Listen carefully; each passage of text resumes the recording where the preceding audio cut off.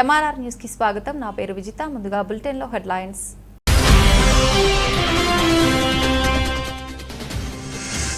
Ukraine పై బాంబుల వర్షం. Crimea air base ను నామరూపాలు లేకుండా ధ్వంసం చేసిన రష్యా.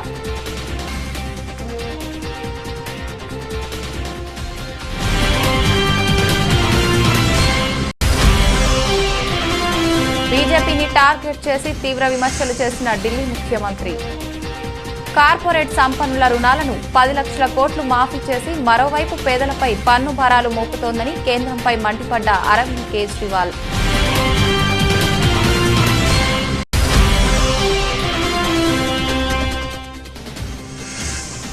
సీఎం క్యాంప్ కార్యాలయంలో ముఖ్యమంత్రి వైఎస్ జగన్ కలిసి కృతజ్ఞతలు తెలిపిన ఎంపీడీఓల సంఘం ప్రతినిధులు.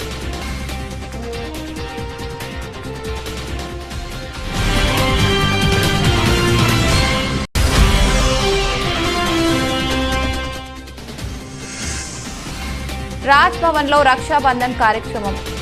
ఆంధ్రప్రదేశ్ గవర్నర్ బిశ్వభూషణ్ హరిచందన్ కు రాఖీలు కట్టిన విద్యార్థులు.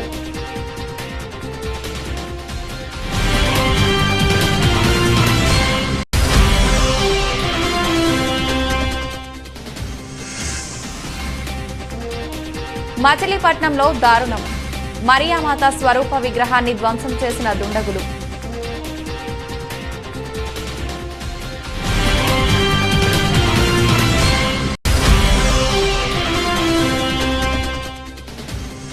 రెండు రోజుల లాభాలకు చెక్ చెప్పిన దేశీయ స్టాక్ మార్కెట్లు. 9 పాయింట్ల స్వల్ప నష్టంతో 17,650 వద్ద ఫ్లాట్గా కొనసాగుతున్న నిఫ్టీ.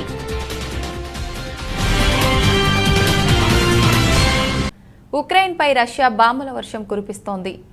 రష్యా దాడుల్లో క్రిమియా ఎయిర్ బేస్ నామరూపాలు లేకుండా పోయింది. దీనికి సంబంధించిన శాటిలైట్ ఇమేజెస్ చూస్తుంటేనే భయం వేస్తోంది. రష్యా పాలిత క్రిమియాకు పశ్చిమాన ఉన్న సాకి స్థావరం వరుస పేరులతో దద్దరిల్లింది. అయితే రన్వేలు మాత్రం చెక్కు చెదరకుండా కనిపిస్తున్నాయి. కానీ ఈ దాడుల్లో కనీసం 8 విమానాలు దెబ్బతిన్నట్లు తెలుస్తోంది. ఈ ఎయిర్ బేస్కు సంబంధించి యుఎస్ ప్లానెట్ ల్యాబ్స్ నుండి వచ్చిన శాటిలైట్ ఇమేజెస్ ఇప్పుడు వైరల్గా మారాయి. రష్యా ఉడుంపట్టు నుంచి క్రిమియాను స్వాధీనం చేసుకున్నప్పుడే యుద్ధానికి ముగింపు లభిస్తుందన్నారు ఉక్రెయిన్ అధ్యక్షుడు జెలెన్స్కీ. ఉక్రెయిన్ యుద్ధం క్రిమియాతోనే మొదలైందని, దాని విముక్తితోనే అది ముగుస్తుందన్నారు. క్రిమియా ఎప్పటికీ ఉక్రెయిన్దే, ఎన్నటికీ వదిలిపెట్టబోమని స్పష్టం చేశారు.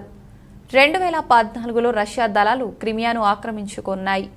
కానీ అధికారికంగా ఉక్రెయిన్లోని భాగంగానే చాలా దేశాలు ఇప్పటికీ గుర్తిస్తున్నాయి. క్రిమియాలోని రష్యా వాయుసేన స్థావరంపై భారీ ఎత్తున దాడులు జరిగిన కొద్దీ గంటల్లోనే జెలెన్స్కీ ప్రసంగించడం గమనార్హం. అయితే ఆయన తన ప్రసంగంలో క్రిమియాలో దాడుల అంశాన్ని ప్రస్తావించలేదు. రష్యా వాయుసేన స్థావరంలో మొత్తం 12 పేలుళ్లు చోటు చేసుకున్నాయి. ఒక పౌరుడు మరణించాడు.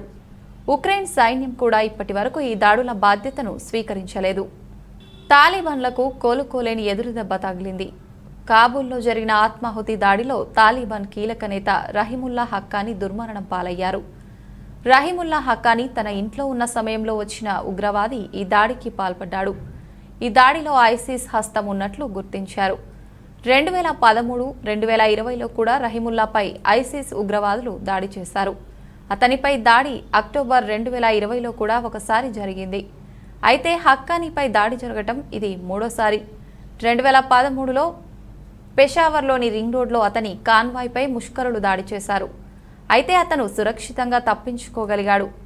షేక్ రహీముల్లా హక్కానీ పాకిస్తాన్ సరిహద్దుకు సమీపంలోని నంగర్హర్ ప్రావిన్స్లోని పచిరావ్ అగామ్ జిల్లా నివాసి.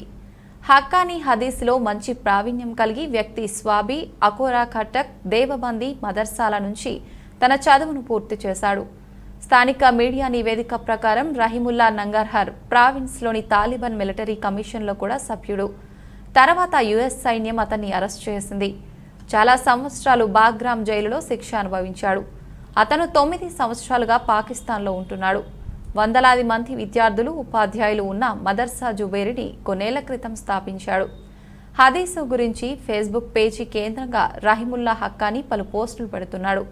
అతను యూట్యూబ్ ఛానల్ని కూడా నిర్వహిస్తున్నాడు. హదీత్, హనాఫీ, దేవబందిని ఈ యూట్యూబ్ కేంద్రంగా బోధించాడు. అతనికి పాకిస్తాన్, ఆఫ్ఘనిస్తాన్లో చాలా మంది అనుచరులు ఉన్నారు. దేశవ్యాప్తంగా పలు పొలిటికల్ పార్టీలు కేంద్రంలో ఉన్న బీజేపీ సర్కార్పై విమర్శలు గుప్పిస్తున్నాయి. ఇప్పటికే టీఆర్ఎస్ అధినేత కేసీఆర్ మోదీ సర్కార్ను టార్గెట్ చేసి పలు సందర్భాల్లో నిప్పులు చెరిగారు. కేంద్రం వైఫల్యాలను ఎత్తిచూపారు. తాజాగా మరోసారి బీజేపీని టార్గెట్ చేసి ఆమ్ ఆద్మీ పార్టీ జాతీయ కన్వీనర్ ఢిల్లీ ముఖ్యమంత్రి అరవింద్ కేజ్రీవాల్ తీవ్ర విమర్శలు చేశారు. కార్పొరేట్ సంపన్నుల రుణాలను 10 లక్షల కోట్లు మాఫీ చేసిన కేంద్రం మరోవైపు పేదలపై పన్ను భారాలు మోపుతోందని కేజ్రీవాల్ మండిపడ్డారు. బియ్యం, గోధుమలను కొనుగోలు చేసే యాచకుడు నిరుపేద సైతం పన్ను చెల్లించాల్సిన పరిస్థితి నెలకొందని విరుచుకుపడ్డారు. 2014లో కేంద్ర బడ్జెట్ 20 లక్షల కోట్లు కాగా ప్రస్తుతం అది 40 లక్షల కోట్లకు చేరుకుంది. అందులో దాదాపు 10 లక్షల కోట్లు బడా వ్యాపారవేత్తలు, వారి మిత్రుల రుణాలను మాఫీ చేసేందుకు కేంద్రం ఖర్చు చేస్తోందని ఆరోపించారు. పెద్ద కంపెనీలకు సైతం కేంద్రం 5 లక్షల కోట్లను మాఫీ చేసిందని విమర్శలు గుప్పించారు. పెట్రోల్, డీజిల్ ద్వారా ఏటా 3.5 లక్షల కోట్లు కేంద్రం వసూలు చేస్తోందని స్పష్టం చేశారు. ఇదే క్రమంలో సైనికులకు పెన్షన్ చెల్లించేందుకు కూడా నిధుల కొరత ఉందని సాకులు చెబుతోందని ఆరోపించారు. పేద ప్రజలు బియ్యం, గోధుమలు కొనాలన్నా పన్ను చెల్లించాల్సి వస్తోందని దుయ్యబట్టారు.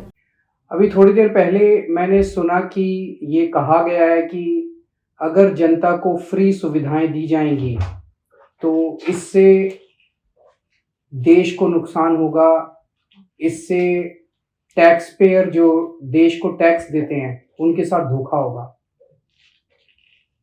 मुझे लगता है कि टैक्स पेयर के साथ धोखा तब होता है जब उनसे टैक्स लेके और उस टैक्स के पैसे से अपने चंद दोस्तों के बैंकों के कर्जे माफ किए जाते हैं। तो टैक्स पेयर देखता है, सोचता है यार पैसा तो लिया था मुझसे और ये कह के लिया था कि आपके लिए सुविधाएं बनाएंगे और मेरे पैसे से अपने दोस्तों के कर्जे माफ कर दिए। पूरे देश का टैक्स पेयर धोखा महसूस करता है. ఉత్తరప్రదేశ్లోని ఫిరోజాబాద్లో ఒక పోలీస్ కానిస్టేబుల్ రద్దీగా ఉండే రోడ్డుపైకి వచ్చి ఒకటే ఏడుపు. పోలీస్ మెస్లో భోజనం క్వాలిటీగా ఉంటుందనుకుంటారు, కానీ అదంతా అబద్ధం. ఎంత దారుణంగా ఉందో చూడండి అంటూ భోజనం ప్లేట్ తీసుకువచ్చి మరీ చెప్పాడు. అంతేకాదు ఆ ప్లేట్లోని చపాతీలు, అన్నం, పప్పు ఎంత దారుణంగా ఉన్నాయో చూడండి అంటూ ఏడుస్తూ పెద్దగా అరుస్తూ అక్కడ ఉన్న వారికి తన మనసులోని బాధను చెప్పుకొచ్చాడు. పైగా తాను ఈ విషయంపై అధికారులకు ఫిర్యాదు చేశానని, కానీ ఎలాంటి చర్యలు తీసుకోలేదని చెబుతున్నాడు. అంతేకాదు ఇలా ఫిర్యాదులు చేస్తున్నందుకు తన ఉద్యోగం తొలగిస్తానని అధికారులు బెదిరింపులకు దిగుతున్నారంటూ ఆరోపణలు చేశాడు. అదీకాక ఉత్తరప్రదేశ్ ముఖ్యమంత్రి యోగి ఆదిత్యనాథ్ కూడా రాష్ట్ర ప్రభుత్వం పోలీసుకు మంచి బలవర్ధకమైన ఆహారాన్ని అందిస్తామని చెప్పారని అన్నాడు. అయినప్పటికీ పోలీస్ మెస్లో ఇలాంటి ఆహారమే తమకు అందిస్తోందని, పైగా ఈ ఆహారం తిని ఎక్కువసేపు విధులు నిర్వర్తించలేమని వాపోయాడు. यदि कप्तान साहब पहले ही सुन ली होते तो यहाँ तक मुझे आने की आवश्यकता नहीं थी। कप्तान साहब ऐसे निकल के आए, मैंने चयन किया, नहीं साहब ये भोजन में से 5 रोटी आप खा लीजिए, 4 खा लीजिए, कम से कम तुम्हें ये तो पता चले कि आपके सिपाही 12 घंटा ड्यूटी करने के बाद में ये रोटियां खा रहे हैं। जिसको यहाँ के आप कुत्तों को डाल दीजिए, क्या आपके बेटा बेटी खा सकते हैं? मैं केवल आपसे ये पूछना चाहता हूँ बस, यदि आज भी यूपी भी हिंदुस्तान में मानवता जिंदी है तो बता दीजिए उत्तर प्रदेश पुलिस के आरक्षियों को तब दबाते जा रहे हैं। कोई सुनने वाला नहीं, मैं सुबह से भूखा हूं, मैं किससे कह दूं?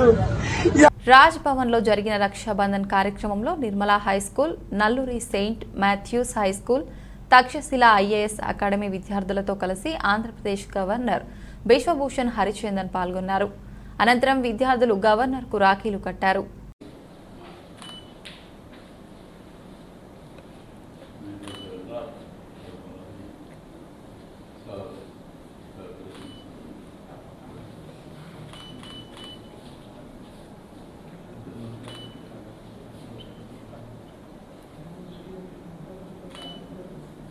बेटा बेटी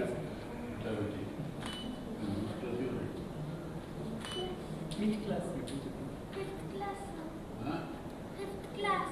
Fifth class. Third class. Huh? Third class. Third class. जोर से बोलो। गट्टिगा చెప్పు గట్టిగా చెప్పు గట్టిగా. Third class. గుంటూరు జిల్లా మంగళగిరి మండల వ్యాప్తంగా పేదల బియ్యాన్ని బోన్ చేసే వ్యాపారులు తమ అక్రమ వ్యాపారానికి సరికొత్త పంతా ఎంచుకున్నారు. లారీల్లో ఆటోల్లో చౌక బియ్యం తరలిస్తుంటే అందరికీ అనుమానం వస్తుంది. అధికారులు దాడులు చేస్తే మొదటికే మోసం వస్తుంది.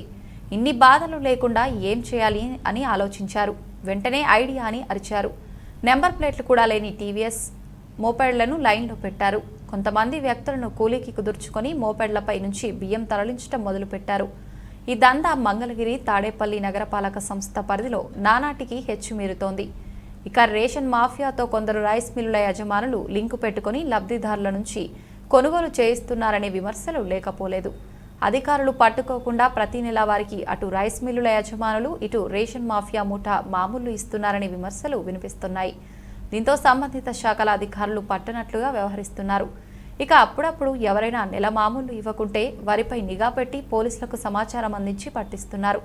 తాజాగా ఉండవల్లిలో ఆటోలో తరలిస్తున్న 10 క్వింటాల రేషన్ బియ్యం పట్టుకుని ఆటోను సీజ్ చేసి 4 నిందితులను అదుపులోకి తీసుకున్నారు.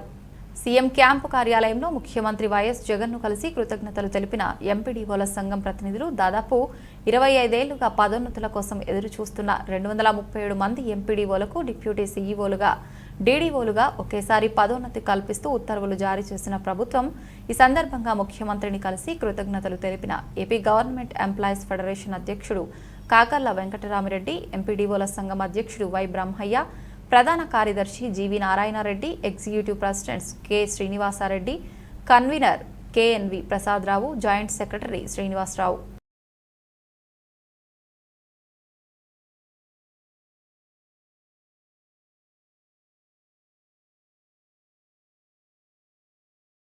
ఆజాదీ కా అమృత్ మహోత్సవ్లో భాగంగా ఎన్డీఆర్ఎఫ్ 10వ బెటాలియన్ ఆధ్వర్యంలో విజయవాడ గ్రామీణనున్న గ్రామంలో తిరంగారం కార్యక్రమం నిర్వహించారు.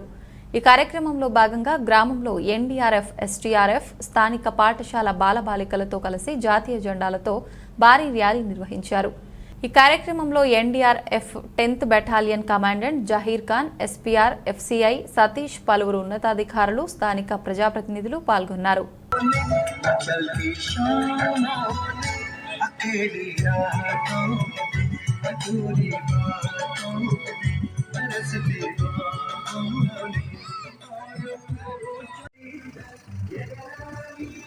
జెండా పండుగ చేద్దాంరా, జై జై జై జై హిందంటూ వందనమేరా.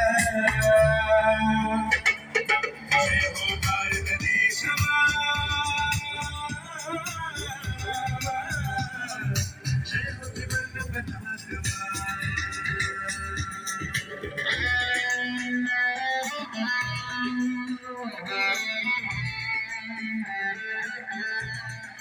శ్రీశైల శ్రీ బ్రహ్మరాంబ మల్లికార్జున స్వామి అమ్మవార్ల ఉభయ పరివార దేవాలయాల హుండీ లెక్కింపు ఆలయంలోని అక్కమహాదేవి అలంకార మండపంలో నిర్వహించారు. ఈ లెక్కింపు ద్వారా శ్రీశైల మల్లన్న దేవస్థానానికి 3,68,22,723 రూపాయల నగదు రాబడిగా లభించగా ఈ ఆదాయాన్ని గత 35 రోజులలో స్వామి అమ్మవార్లకు భక్తులు నగదు రూపంలో సమర్పించినట్లు ఆలయ ఈవో లవన్న తెలిపారు. ఈ హుండీ లెక్కింపులో నగదుతో పాటు 184 గ్రాముల 300 మిల్లీగ్రాముల బంగారం, 5 కేజీల 860 గ్రాముల వెండి లభించాయి. అదేవిధంగా యుఎస్ఏ డాలర్లు 1,113, England pounds 440, Qatar riyals 120, Singapore dollars 12, Oman బైమ్సా 400, ఆస్ట్రేలియా డాలర్లు 80, Kuwait dirhams 20, UAE dirhams 5, Canada డాలర్లు 5, మలేషియా రింగిట్స్ 5, 100 ఫిలిపినాస్ పీసో మొదలైన విదేశీ కరెన్సీ కూడా ఈ హుండీ లెక్కింపులో లభించాయి. పటిష్టమైన నిఘా నేత్రాల మధ్య ఆలయ ఈవో లవన్న పర్యవేక్షణలో హుండీ లెక్కింపు జరిగింది. ఈ లెక్కింపులో దేవస్థానం అన్ని విభాగాలకు అధికారులు, సిబ్బంది శివసేవకు పాల్గొన్నారు.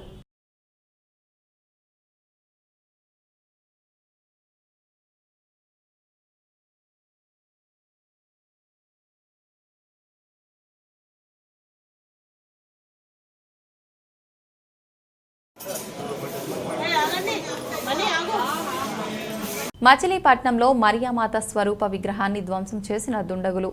జిల్లా కేంద్రమైన మచిలీపట్నంలో దారుణం చోటు చేసుకుంది. జిల్లా ఎస్పీ ఆఫీస్ ప్రక్కన పోలీస్ స్టేషన్ కూతవేటి దూరంలో ఈ ఘటన మరియామాత స్వరూప విగ్రహాన్ని ధ్వంసం చేసిన దుండగులు. మరియామాత స్వరూప విగ్రహాన్ని ముక్కలు చేసి ఆర్సీఎం చర్చి ఎదురుగా రోడ్డుపై పడేసిన దుండగులు. స్థానికుల సమాచారంతో అప్రమత్తమైన పోలీసులు విగ్రహాన్ని ముక్కలు చేసిన దుండగుల ఆచూకీ కోసం పోలీసుల వేట.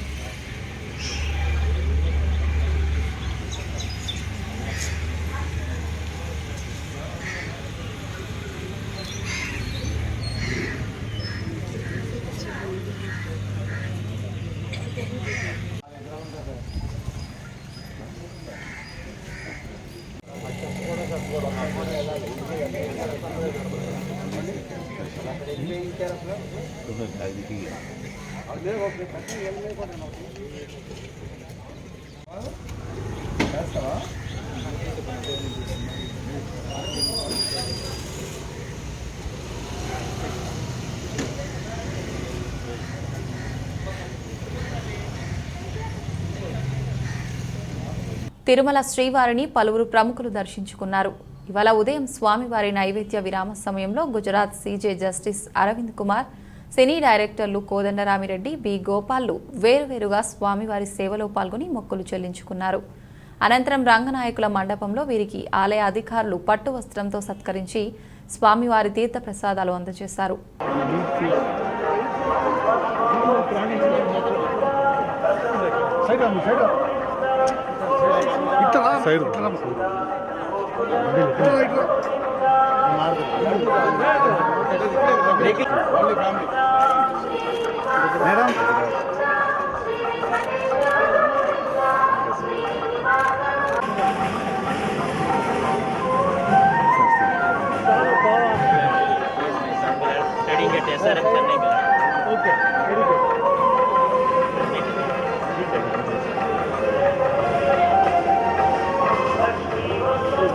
Justice Bhandari is there in Chief Justice in Chennai.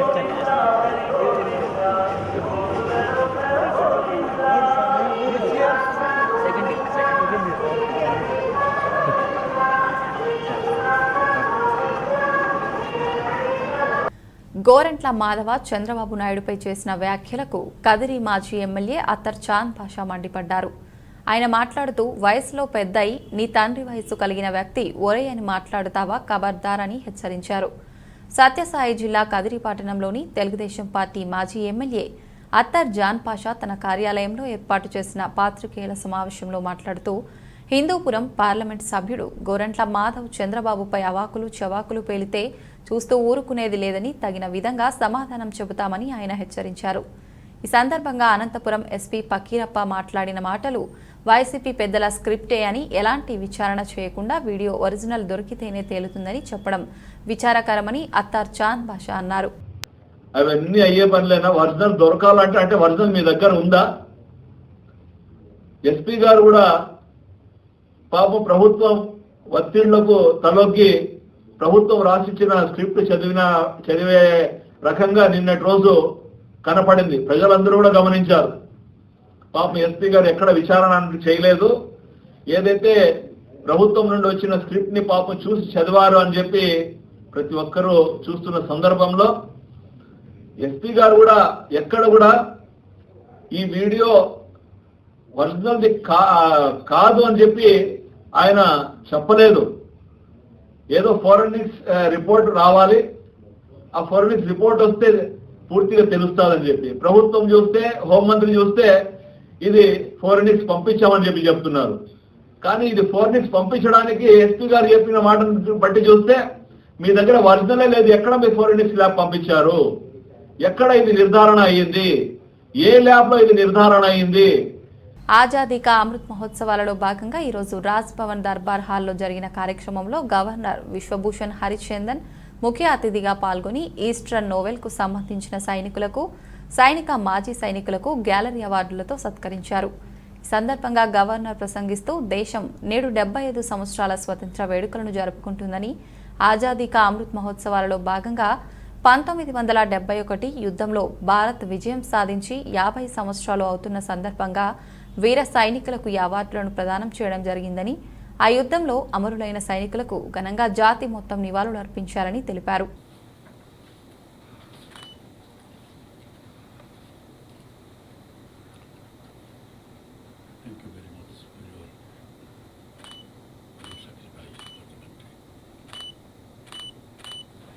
Dr. M. Govardhan Raju, Naval Officer in Charge, Andhra Pradesh. Guarantee award winners, both serving and retired personnel of the Eastern Naval Command, my warm greetings to you all. At the outset, I congratulate the gallantry awardees, both serving and retired personnel of Eastern Naval Command, and extend my hearty welcome to you all.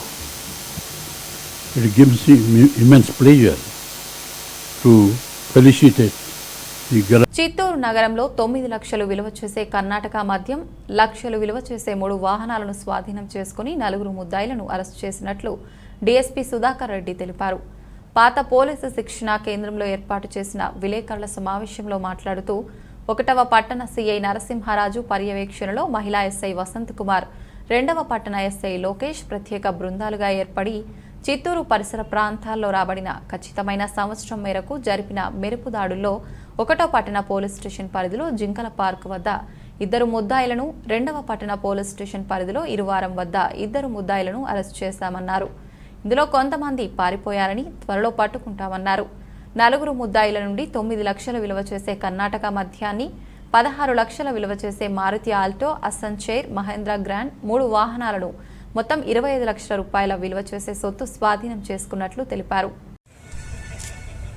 ఈరోజు మధ్యాహ్నం Chittoor 1 town 2 town ఇన్స్పెక్టర్లకు రాబడిన సమాచారం మేరకు SI Chittoor 1 town 2 town సిబ్బంది కర్ణాటక నుంచి అక్రమ మద్యం చిత్తూరు టౌన్లోకి వస్తుందని చెప్పి ఇన్ఫర్మేషన్ మీద జింకల పార్క్ వద్ద తనిఖీలు నిర్వహిస్తూ ఉంటే కొంతమంది వ్యక్తులు ఈ కొన్ని కార్లలో ఈ అక్రమంగా కర్ణాటక లిక్కర్ను తీసుకొని రావడం జరిగింది. దీనికి సంబంధించి వాళ్ళ దగ్గర విచారిస్తే వీళ్ళు కర్ణాటకలో ఒక కేజీఎఫ్లో బార్ అండ్ రెస్టారెంట్లో తీసుకొని వస్తున్నట్టుగా వీళ్ళు ఇన్ఫర్మేషన్ ఇవ్వడం జరిగింది. దీనికి సంబంధించి జింకల పార్క్ దగ్గర కొంతమందిని అరెస్ట్ చేయడం జరిగింది. వాళ్ళ దగ్గర నుంచి కొంత లిక్కర్ స్వాధీనం చేసుకోవడం జరిగింది. అలాగే వీళ్ళు ఇచ్చిన ఇన్ఫర్మేషన్ మీద ఇరువరం దగ్గర కూడా వెహికల్ చెకింగ్ చేస్తే అక్కడ ఒక 2 వెహికల్స్ సీజ్ చేసుకోవడం జరిగింది. టోటల్గా ఒక 3 కార్లు, ఒక 2 వీలరు, సుమారు 65 కేసులు లిక్కర్ అంటే ఇవి సిల్వర్ కప్పు, స్టాచెట్స్ మరియు లిక్కర్ బాటిల్స్. F3 హిట్తో జోరు మీదున్నాడు దర్శకుడు అనిల్ రావిపూడి. అయితే నందమూరి బాలకృష్ణతో కలిసి మాస్ మూవీతో ముందుకు వచ్చేందుకు రెడీ అయ్యాడు. వీరి కాంబినేషన్లో NBK 108 సినిమా రూపుదిద్దుకుంటున్న విషయం తెలిసిందే కదా. సెంటిమెంట్, యాక్షన్ను సమపాలలో మిక్స్ చేయనున్న ఈ మూవీ గురించి మరిన్ని వివరాలు పొందుపరుస్తూ ఓ వీడియో వదిలింది చిత్ర యూనిట్.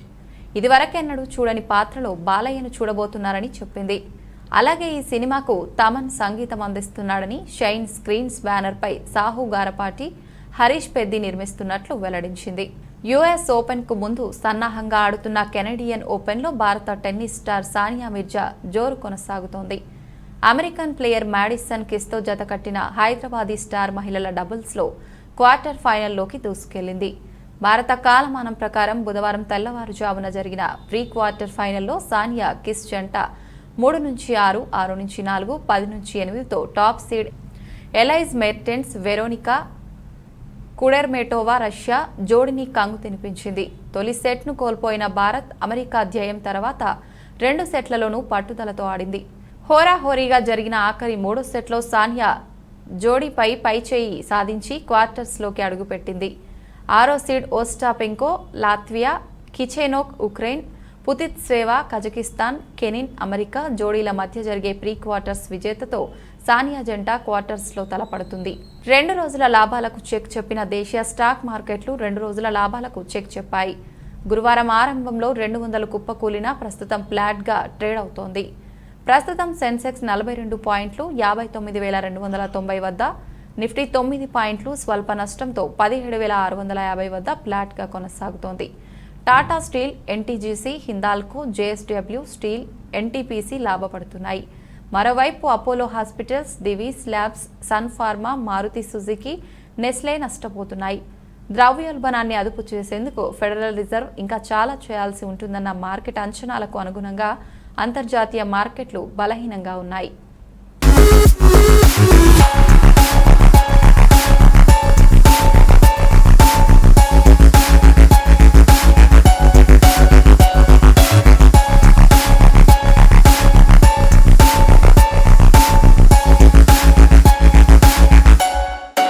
బులెటిన్ ముగించే ముందు హెడ్లైన్స్ మరొకసారి.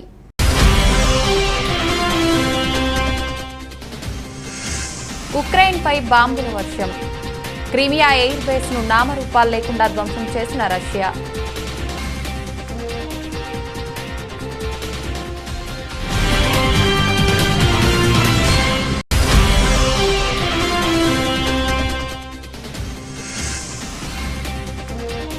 ఆఫ్ఘనిస్తాన్లో ఆత్మాహుతి దాడి.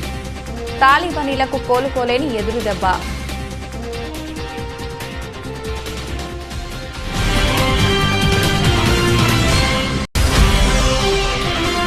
బీజేపీని టార్గెట్ చేసి తీవ్ర విమర్శలు చేసిన ఢిల్లీ ముఖ్యమంత్రి. కార్పొరేట్ సంపన్నుల రుణాలను 10 లక్షల కోట్లు మాఫీ చేసి మరోవైపు పేదలపై పన్ను భారాలు మోపుతోందని కేంద్రంపై మండిపడ్డ అరవింద్ కేజ్రీవాల్.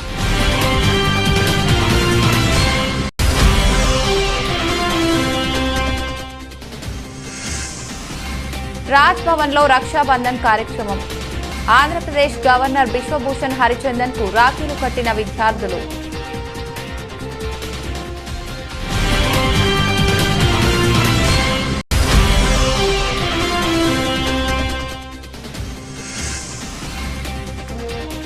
మచిలీపట్నంలో దారుణం. మరియామాత స్వరూప విగ్రహాన్ని ధ్వంసం చేసిన దుండగులు.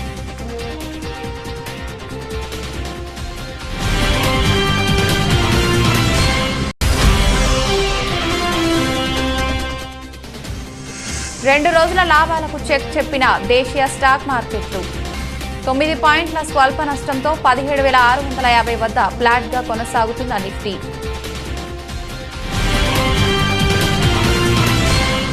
ఇది ఇవాల్టి బులెటిన్. మరొక బులెటిన్లో మళ్ళీ కలుసుకుందాం. అంతవరకు సెలవు. నమస్కారం.